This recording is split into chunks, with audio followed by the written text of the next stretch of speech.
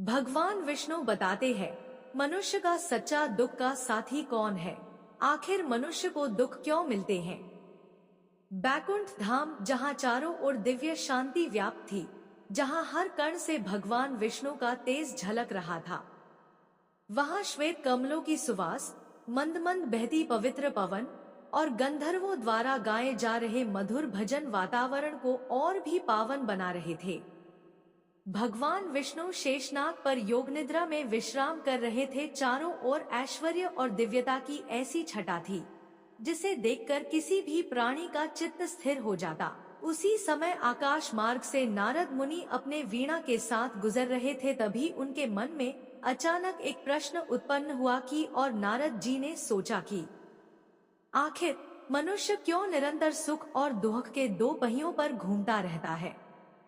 क्यों किसी को कभी सुख मिलता है और कभी दुख? और इस जीवन स्वर में मनुष्य का सच्चा साथी कौन होता है? और नारद मुनि ने सोचा, यह प्रश्न बड़ा गूढ़ है। इसका उत्तर केवल मेरे प्रभु नारायण ही दे सकते हैं। और वे अपने वीणा को गुनगुनाते हुए सीधा बैकुंठ धाम की ओर प्रस्थान करते हैं। और नारद मुनि बैकुंठ पहुंचते हैं और भगवान विष्णु के चरणों में प्रणाम करते हैं। भगवान योग निद्रा से जागते हैं और स्नेह भरी मुस्कान के साथ कहते हैं, आओ देवर्षि नारद, आज किस प्रस्ताव से यहाँ आए हो? तुम्हारे हृदय में अवश्य कोई गहन जिज्ञासा है। नारद मुनि कहते हैं, प्रभु, आप सर्वज्ञ हैं, सब जानते हैं। मेरे मन में लंबे समय से एक प्रश्न है जो मुझे भीतर ही भीतर विचलित कर रहा है। प्रभु, मनुष्य को दुख क्यों सहने पड़ते हैं? सुख दुख के इन दो पहियों से वह क्यों गुजरता है?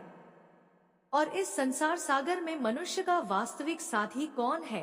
तभी भगवान विष्णु मुस्कुराते हैं और वे कहते हैं, नारद, तुम्हारा प्रश्न केवल तुम्हारे लिए ही नहीं बल्कि संपूर्ण मानव जाति के कल्याण हेतु है।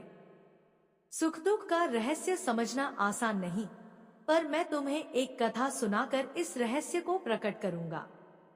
ध्यान रहे, इस कथा को कभी अधूरा मत छोड़ना, अन्यथा इसका फल नष्ट हो जाता है और मेरी कृपा से प्राणी वंचित रह जाता है। नारद मुनि ने हाथ जोड़कर कहा, प्रभु, मैं अत्यंत ध्यानपूर्वक इस कथा को सुनने के लिए तैयार हूँ। तभी भगवान विष्णु उठे विल ऋषि नारद से कहते हैं, सुनो देव ऋषि नारद, बहुत समय पहले एक नगर में दो व्यापारी रहते थे। पहला व्यापारी था सत्यनिष्ठ और ईमानदार, उसका नाम था धर्मदास। दूसरा व्यापारी था लालची और कपटी, उसका नाम था लोभचंद। धर्मदास बचपन से ही सत्यवादी, ईमानदार और परोपकारी था। वह व्यापार करता लेकिन कभी किसी को धोखा नहीं देता। उसके ग्राहकों को यदि नुकसान हो जाए तो भी वह स्वयं घाटा उठाकर उन्हें संतुष्ट करता। उसके जीवन का उद्देश्य केवल धन कमाना नहीं बल्कि धर्म का पालन करना और लोगों की सेवा करना था। लेकिन जीवन ने उसके साथ न्याय नहीं किया। सदैव ईमानदारी से काम करने के बावजूद वह धीरे धीरे निर्धन होता गया।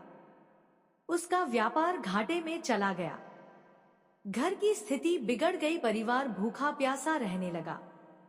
लोग मजाक उड़ाते, देखो यह धर्मदास है, कितना ईमानदार बनने का नाटक करता है, पर आखिरकार निर्धन ही रह गया। वहीं दूसरी तरफ लोभचंद था, जो उसका स्वभाव पूरी तरह विपरीत था। वह व्यापार में छल करता, तौल में धोखा देता, झूठ बोलता और लोगों का शोषण करता। फिर भी उसका व्यापार दिन दूना रात चौगुना बढ़ता गया। वह धन, वैभव और सुख सुविधाओं से भरपूर जीवन जीने लगा। लोग कहते, धन ही सब कुछ है, देखो लोभचंद कैसे सुखी है। और धर्मदास अपने धर्म पालन के कारण कंगाल हो गया। एक दिन धर्मदास भूख प्यास से व्याकुल अपने बच्चों को देख रहा था। पत्नी ने आंखों में आंसू भरकर कहा, स्वामी, यदि आप भी लोभचंद की तरह थोड़ा सा छल कर ले तो शायद हमें भी सुख मिल जाए। धर्मदास ने शांत स्वर में उत्तर दिया, नहीं प्रिय, धर्म छोड़कर कमाया हुआ धन कभी सुख नहीं देता। आज हम दुख सह रहे हैं, पर यह अस्थायी है। मेरे साथ केवल मेरा धर्म और सत्य जाएगा, धन तो यही रह जाएगा। उसकी यह बात सुनकर पत्नी मौन हो गई, पर भीतर से व्याकुल हो उठी। उधर लोकचंद ने अपने घर को सोने चांदी से सजा रखा था। भोज विलास, दास दासियों की सेवा और अपार धन। उसका अहंकार इतना बढ़ गया कि वह धर्म और भगवान को भी तुच्छ समझने लगा। कहता, इस संसार में धन ही सबसे बड़ा साथी है। धन हो तो सब कुछ है। धर्म और सत्य से पेट नहीं भरता। लोग उसकी चापलूसी करते, क्योंकि उसके पास धन था, पर कोई उसके हृदय का वास्तविक सुख दुख साथी न था। नारद मुनि ध्यानपूर्वक भगवान विष्णु की कथा सुन रहे थे। भगवान ने आगे कहना शुरू किया, नारद, इस संसार में मनुष्य चाहे जैसा भी जीवन जी ले, पर मृत्यु के द्वार से कोई नहीं बच सकता। मृत्यु ही वह क्षण है जब असली साथी का पता चलता है। धन, परिवार, मित्र, वैभव सब यहीं छूट जाते हैं। केवल कर्म आत्मा के साथ जाता है। और कई वर्षों तक दुख सहते हुए भी धर्मदास ने अपना धर्म नहीं छोड़ा। उसने कभी झूठ नहीं बोला, कभी किसी का धन नहीं छीना। वह भूखा सो गया, पर कभी किसी भूखे को बिना खिलाए नहीं रहा। धीरे धीरे समय आया जब उसका शरीर अशक्त हो गया। उसने अपने बच्चों को आशीर्वाद दिया और कहा, बेटा, ईमानदारी और सत्य ही जीवन का सच्चा धन है। धन तो क्षण भंगुर है, पर धर्म और सत्य सदा अमर रहते हैं। उसके अंतिम क्षण में जब मृत्यु समीप आई तो अद्भुत दृश्य हुआ। उसके घर में दिव्य प्रकाश फैला। स्वर्गलोक से देवदूत आए, उसकी आत्मा को बड़ी आदर से ले गए। जैसे ही धर्मदास की आत्मा शरीर से अलग हुई, उसने देखा स्वर्गलोक की ओर जाने वाला एक पथ खुला है। देवदूत उससे कह रहे थे, हे धर्मात्मा, तूने जीवन भर दुख सहा, पर धर्म नहीं छोड़ा। तूने पाप से बचकर सत्य का मार्ग अपनाया, इसलिए तेरा स्वागत स्वर्ग में होगा। तेरा सच्चा साथी तेरे कर्म है।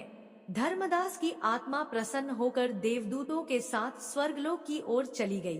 दूसरी ओर लोकचंद था। उसका जीवन भोगविलास में बीत रहा था, पर मृत्यु का समय तो सबका निश्चित है। एक दिन वह अचानक गंभीर रोग से ग्रस्त हो गया। धन, वैभव, दास दासी सब पास थे, लेकिन कोई उसकी पीड़ा दूर न कर सका। उसने सोचा, मेरे पास इतना धन है, फिर भी मैं इस रोग से क्यों नहीं बच पा रहा। अंततः मृत्यु आ गई।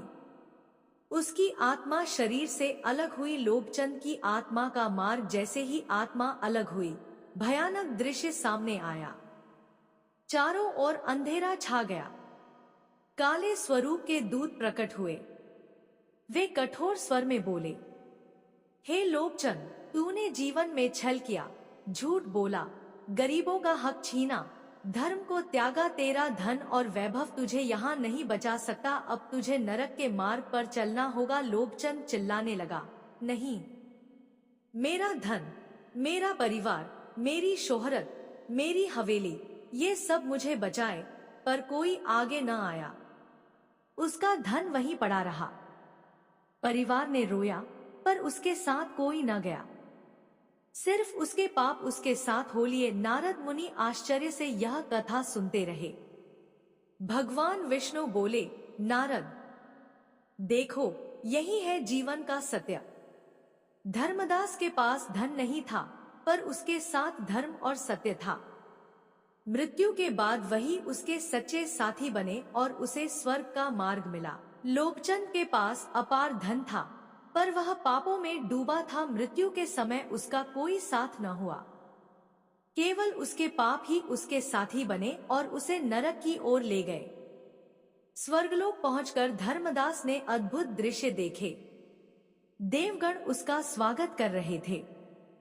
गंधर्व उसके लिए वीणा बजा रहे थे। उसके जीवन के पुण्य फल बनकर उसे सुख और आनंद प्रदान कर रहे थे। वह सोचने लगा, सचमुच धर्म ही मनुष्य का सच्चा साथी है। उधर नरकलोक में लोकचंद को भयंकर यातनाएं दी गई। अग्नि में जलना, यमदूतों द्वारा दंडित होना और पापों का फल भोगना। वह चिल्लाता, काश मैंने जीवन में धर्म का मार्ग अपनाया होता।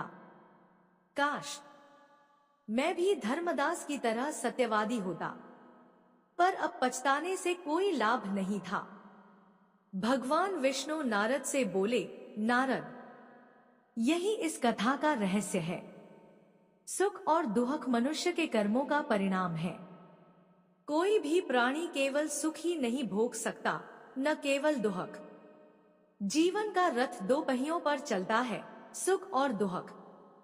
लेकिन इस रथ में मनुष्य का सच्चा साथी न तो धन है, न परिवार, न वैभव। उसका सच्चा साथी केवल और केवल उसके कर्म हैं। यही उसे स्वर्ग तक ले जाते हैं या नरक तक धकेलते हैं। तभी भगवान विष्णु ने नारद मुनि की ओर स्नेह भरी दृष्टि से देखते हुए कहा, नारद, यह संसार एक रंगमंच की भांति है। मनुष्य को कभी सुख मिलता है तो कभी दुख। सुख और दुख दोनों ही जीवन के शिक्षक हैं। सुख मनुष्य को कृतज्ञ बनना सिखाता है, दुख मनुष्य को धैर्य और सहनशीलता सिखाता है। यदि जीवन में केवल सुख ही हो तो मनुष्य अहंकारी बन जाता है, यदि केवल दुख ही हो तो मनुष्य निराश हो जाता है। इसलिए ईश्वर ने दोनों को संतुलित रूप से दिया है। नारद मुनि ने हाथ जोड़कर कहा, प्रभु, अब मैं समझ गया कि मनुष्य का सच्चा साथी न धन है, न परिवार, न वैभव। सच्चा साथी केवल उसके कर्म हैं और ईमानदारी, सत्य और धर्म के कर्म ही उसे वास्तविक सुख की ओर ले जाते हैं। भगवान विष्णु मुस्कुराए और बोले, हाँ नारद, यही जीवन का सत्य है। ईमानदारी से जीना ही सच्चा सुख है। बेईमानी और छल से भले ही क्षणिक सुख मिले, पर अंत में केवल दुख ही हाथ आता है। जो धर्म का पालन करता है वह मृत्यु के बाद भी सुखी होता है। जो अधर्म करता है उसे नरक के कष्ट भोगने ही पड़ते हैं। यह कथा सुनकर नारद मुनि आनंद से भर गए। उन्होंने भगवान विष्णु को प्रणाम किया और वीणा बजाते हुए गाने लगे, नारायण नारायण।